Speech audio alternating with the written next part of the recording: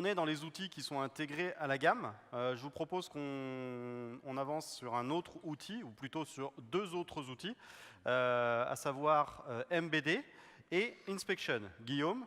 Ouais. Effectivement, on va voir deux outils complémentaires. La partie, dans un premier temps, SolidWorks MBD. Donc, cet outil-là, en fait, permet d'ajouter directement sur nos 3D des annotations, des informations pour créer des vues rapidement. En 2019, on va avoir la possibilité sur l'état déplié de rajouter directement en fait, les notes de pliage sur les différents plis de notre pièce. En plus de cela, on va pouvoir en fait, intégrer directement la table de pliage directement au niveau du 3D, comme on pourrait le faire finalement dans une mise en plan. C'est ce que j'allais dire, c'est comme dans la mise en plan à ce niveau-là. Exactement, donc tu vas pouvoir faire de la mise en forme pour avoir exactement le résultat escompté.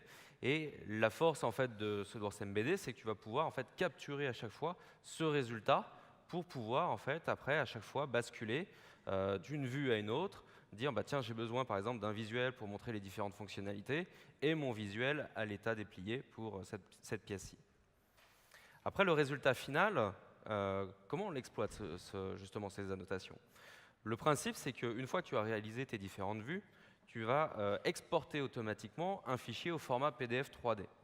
Donc là, on va directement le faire dans l'interface de SolidWorks. Une des nouveautés, c'est directement déjà l'intégration en fait, de la visionneuse PDF dans l'environnement SolidWorks. Donc je vois déjà, j'ai déjà un aperçu du résultat final. Et de plus, je vais pouvoir gérer les exports. Donc là, typiquement, je vais pouvoir choisir est-ce que je veux emmener ou pas la pièce avec ou que de la partie, que de la donnée graphique. Autre point également important, la notion de sécurité. On va pouvoir avoir des options au niveau du PDF pour désactiver l'impression, pour désactiver les copies et même mettre en place en fait un mot de passe pour que si ton PDF est diffusé à un interlocuteur, bah, que tu aies verrouillé en fait, cet accès pour pas qu'il y ait de diffusion intempestive. Ouais, effectivement, donc au niveau sécurité, là, on répond à toutes les problématiques de diffusion. Ouais. Et du coup, bah, tu le vois, là, par rapport à mon résultat, à l'ouverture, j'ai un accès via le mot de passe, donc je suis obligé de taper mon mot de passe. Et quand je vais regarder en fait, les différentes les protections finalement, que j'ai mis au niveau du PDF, bah, tu vois qu'on n'a plus le droit de faire d'impression, on n'a pas le droit de faire de copie de ce document en particulier. Ok, vraiment très pratique, ouais, effectivement. Au niveau d'Inspection, donc là on va repasser en fait dans le module, dans la partie mise en plan.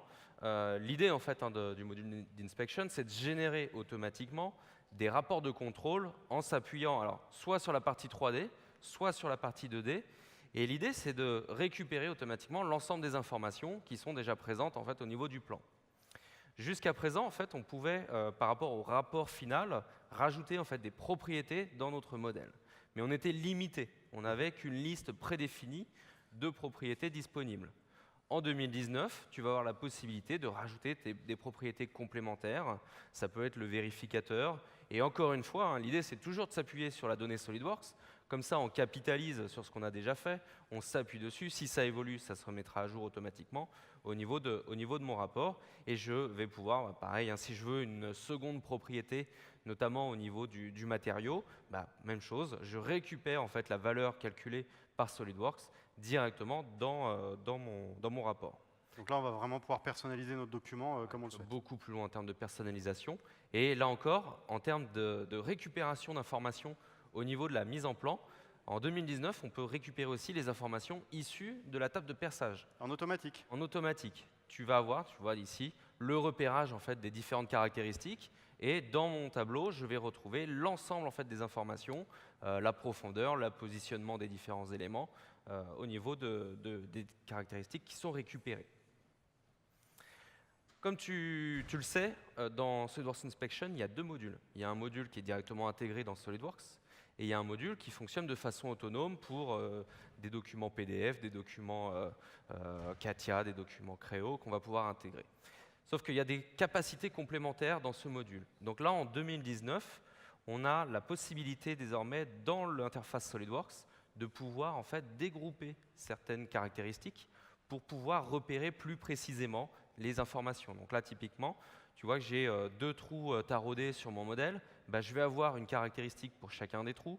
Je vais mettre une caractéristique différente pour la profondeur, une caractéristique pour le diamètre, et je vais avoir une meilleure visualisation, une meilleure lecture finalement à la fin de mon rapport.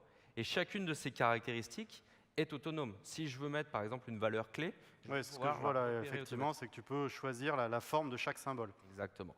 Et une fois que j'ai fait ça, je peux même finalement me dire, finalement, je préfère partager un repère commun avec un numéro complémentaire derrière. Et bien, je peux regrouper dans un deuxième temps ces différentes caractéristiques pour avoir quelque chose de commun en tout. Ouais, effectivement. Donc ça, c'est des choses qu'on savait faire avec Standalone, qui sont maintenant disponibles aussi dans le package SolidWorks. Et tu vois, là, on génère en fait le résultat final. Donc, comme je le disais en introduction, c'est le fichier Excel finalement qui va lister l'ensemble de ces caractéristiques que l'on aura relevées. Et donc, ce que je voulais montrer, vraiment, c'est que on va retrouver les modifications qui ont été faites. Si on a dégroupé, regroupé, on a bien ces informations qui sont récupérées au niveau de notre fichier Excel. Ok, donc ouais, effectivement, on peut voir que là, au niveau des interfaces, on a une meilleure intégration en fait entre les deux éléments. Et justement, comme on parle d'intégration et d'interaction entre les différentes solutions, j'aimerais que tu nous parles de flow simulation, parce que justement, je crois qu'il y a quelques nouveautés sur la gestion des interactions dans le module et pour justement éviter de faire des tâches multiples pour comparer des résultats ou avoir une meilleure lecture. Oui, effectivement, moi j'ai retenu trois nouveautés essentielles donc, dans Flow Simulation. La première, elle va concerner donc, les paramètres de surface.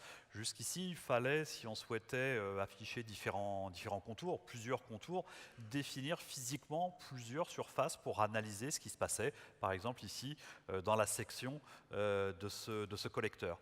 Bien, la nouveauté, c'est qu'on va pouvoir tout de suite s'appuyer sur un plan, sur un tracé précédent, et en une seule manipulation, voilà, il suffit de sélectionner donc, les 4 faces qui ont été détectées, et on peut afficher à ce moment-là à la fois donc, notre tracé en couple, plus nos paramètres de surface, donc beaucoup plus de simplicité, un affichage très très direct.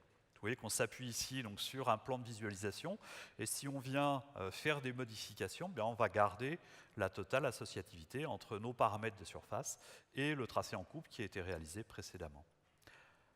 Pour ce qui est du thermique au sens large, dans Flow Simulation, on va retrouver un nouvel outil qui va nous permettre, comme tu le disais, d'effectuer un bilan. Alors ça peut être un bilan global, ça peut être un bilan par plage de puissance, par exemple.